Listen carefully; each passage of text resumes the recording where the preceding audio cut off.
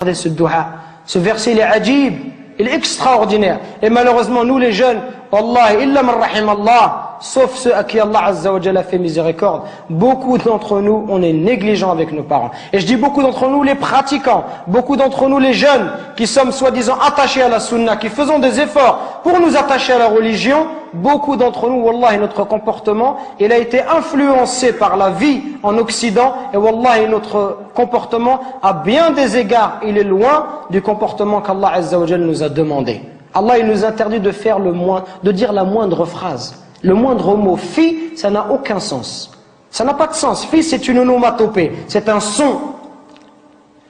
C'est un mot qui est composé de 2 lettres. C'est le mot le plus petit en arabe. C'est pour vous dire que si tu n'as pas le droit de faire à ton père, celui qui fait des phrases entières et qui lui dit tu m'as jamais rien appris, tu m'as jamais rien donné, et qui se plaint, ça c'est encore pire. Regardez, à travers ce dua, on retrouve la miséricorde. Ceux qui bénéficient, qui doivent bénéficier de notre bon comportement et de notre miséricorde, ce sont nos parents en premier, notre père et notre mère. C'est eux qui doivent profiter en premier. Nous aujourd'hui avec les frères, on est masha'Allah. Un frère te dit viens emmène-moi à Anvers, tout de suite tu l'emmènes à Anvers. Emmène-moi à Bruxelles, tu l'emmènes tout de suite. Par contre ton père te dit viens me rendre un service, tu lui dis j'ai pas le temps, ya abi, demain, après-demain. On n'est pas disponible pour nos parents, subhanallah. Regardez ce dua. Oh Allah, fais leur miséricorde comme ils m'ont élevé tout petit, subhanallah. Quand tu auras des enfants, tu vas comprendre, subhanallah. Quand ton fils il pleure la nuit, les parents ils dorment pas, peuvent pas dormir, subhanallah. Au moindre bruit de l'enfant, il se réveille. Les parents ils sont capables de se priver pour donner à leurs enfants. Ton père, combien de nos parents ils se sont levés, subhanallah, à 5 heures du matin, à 4 heures du matin, ils ont fait même 2 travails, exprès pour pouvoir nous donner ce qu'eux ils n'ont pas reçu, exprès pour nous acheter des chaussures Nike ou nous acheter de la marque, pour nous donner ce qu'eux ils n'ont pas connu dans leur enfance, eux qui sont venus à 13 ans ou 14 ans en France. Et nous, subhanallah, on n'est même pas capable de leur rendre tout ça. On doit être miséricordieux avec nos parents. On doit les aimer, leur montrer de l'amour. Quand ils sont vieux, on doit être auprès d'eux, leur accorder du temps. Mais nous, quand on est marié, on préfère notre femme, on préfère nos enfants.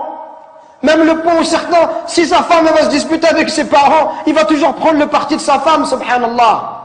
Il va faire des cadeaux à sa femme, mais jamais à sa mère. Il va emmener sa femme, mais il va jamais emmener sa mère.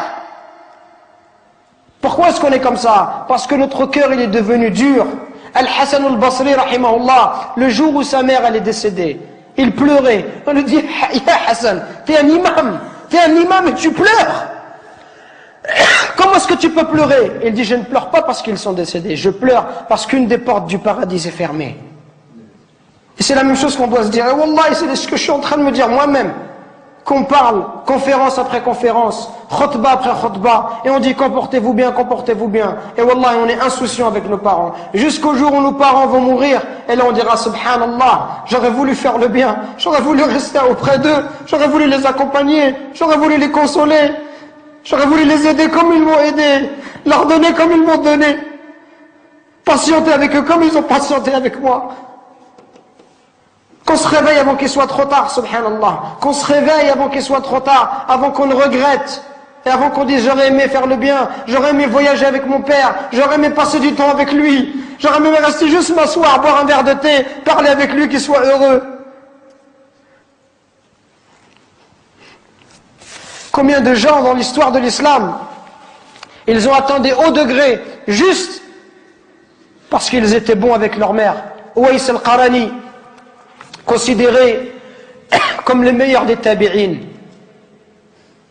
Le prophète alayhi salatu wassalam, il disait à Abu Bakr et à Omar, si vous voyez Uwais, une personne qui s'appelle Uwais, allez le voir et demandez-lui de demander pardon à Allah pour vous. Regardez, subhanallah.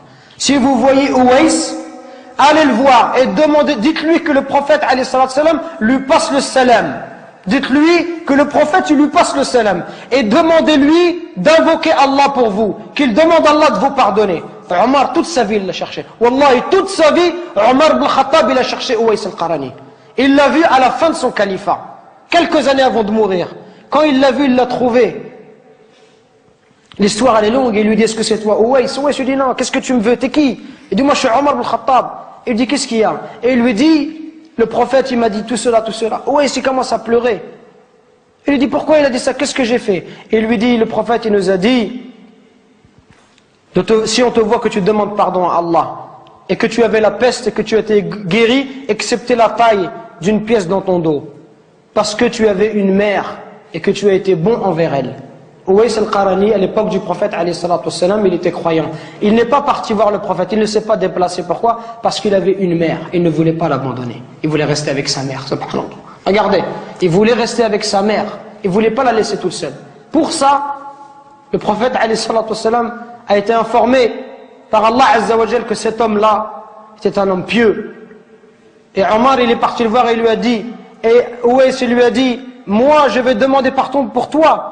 Toi, tu es Omar ibn Khattab, je vais demander pardon à Allah pour toi. Il lui dit, oui, tu demanderas pardon à Allah pour moi. Pour vous montrer la valeur des parents.